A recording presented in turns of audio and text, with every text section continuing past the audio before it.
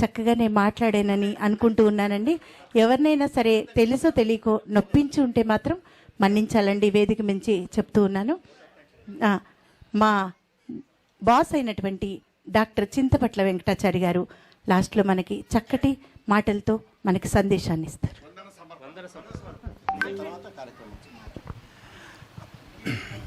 శుభ సాయంత్రం. వేదిక అలంకరించినటువంటి పెద్దలందరికీ, అట్లాగే ఈరోజు awards, icon awards Telugu book of రికార్డ్స్లో రికార్డుగా ఎవరైతే సర్టిఫికేట్ తీసుకున్నా ప్రతి ఒక్కరు కూడా ఈరోజు ప్రత్యేకంగా ఏంటంటే 6 నెలల పాపాయి కూడా తీసుకుంది. అది మా తెలుగు బుక్ ఆఫ్ రికార్డ్స్లో మరి అది రాసుకునే విధంగా ఉంది. సో అది మాది అదొక ఘనత. ఎందుకంటే అంత చిన్న పిల్లలు ఇంతవరకు రికార్డు లేదు. 2 ఇయర్స్ ఏజ్ వాళ్ళది మా దాంట్లో రికార్డు ఉంది, అది కూడా మెమొరీ పవర్ పైన. కానీ పిల్లలకు ఆ రికార్డు అంటే ఏంది, ఆ సర్టిఫికేట్ అనేది తెలియని వయసులోనే ఆ రికార్డు తీసుకోవడం జరిగింది.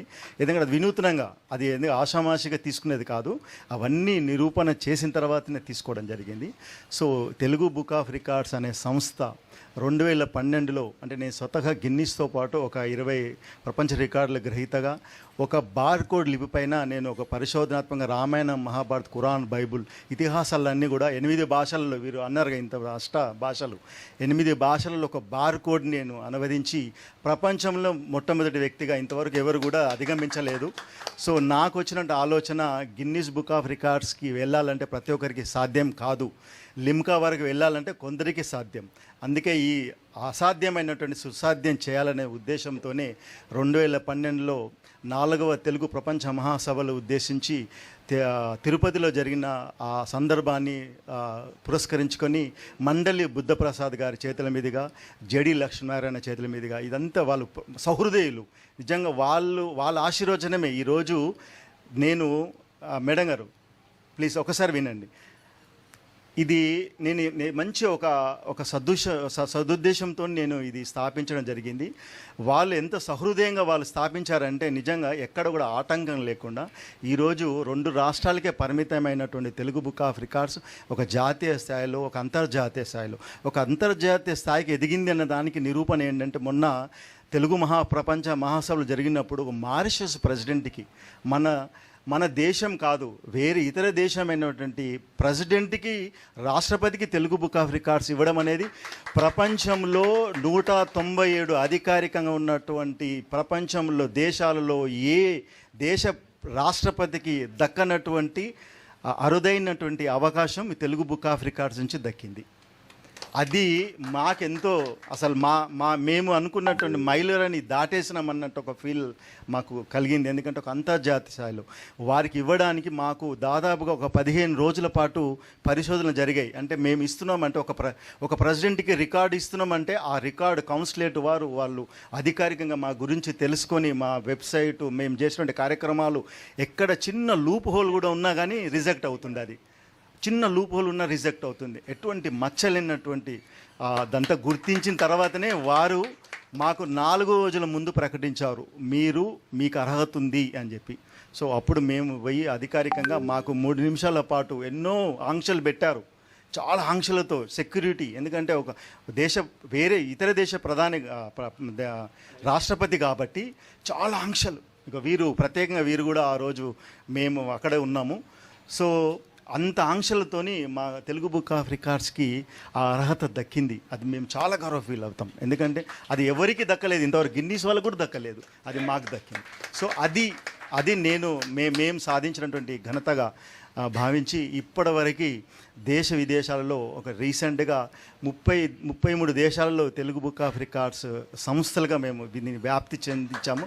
అక్కడ తెలుగు వారి ప్రతిభల్ని middle east countries, Asian countries and United States, Europe కంట్రీస్లో, ఇవన్నిట్లలో 33 కంట్రీస్లో మన తెలుగు బుక్ ఆఫ్ రికార్డ్స్ శాఖలు, అక్కడ ప్రతినిధులు, ఆ ప్రతినిధులు కూడా మన తెలుగు సంఘం అధ్యక్షులు లేకపోతే ప్రధాన కార్యదర్శులే దీనికి అధికారికంగా ప్రతినిధులుగా వ్యవహరిస్తున్నారు, వారు సహకరిస్తున్నారు చాలా. సో ఆ విధంగా ఇప్పటివరకు 1200 మందికి మీకు ఇచ్చిన సర్టిఫికేట్ పైన కింద కోడ్ ఉంటుంది. అంటే దాదాపుగా ఈరోజు 83-84 మందికి నేను Telugu book of record certificate ఇవ్వడం జరిగింది. సో ఈ నా జర్నీలో ఎంతోమంది నాకు ఎంతో సపోర్ట్ చేయడం జరిగింది.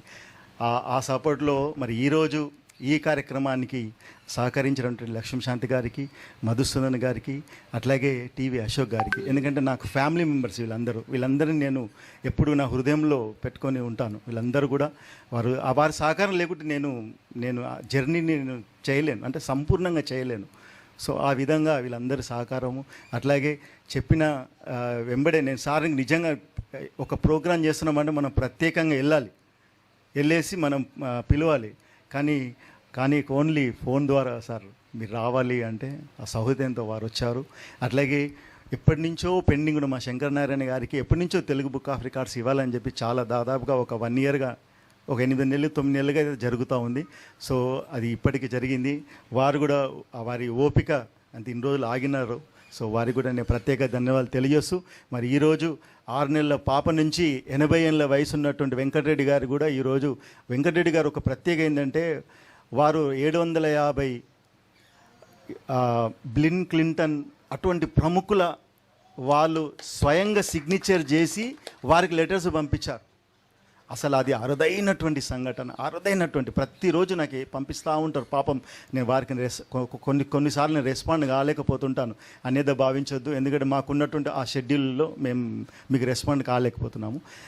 అట్లాగే ఈరోజు అవార్డ్స్ అందుకున్న అందరూ కూడా నా ప్రత్యేక ధన్యవాదాలు తెలియజేస్తూ, ఈ కార్యక్రమము నాకు తెలిసి టైం ప్రకారమే జరిగిందని నేను అనుకుంటున్నాను. మరొకసారి లక్ష్మీశాంతి గారికి ప్రత్యేక ధన్యవాదాలు తెలుసు. నేను ముగిస్తున్నాను. నేను వారానికి 2-3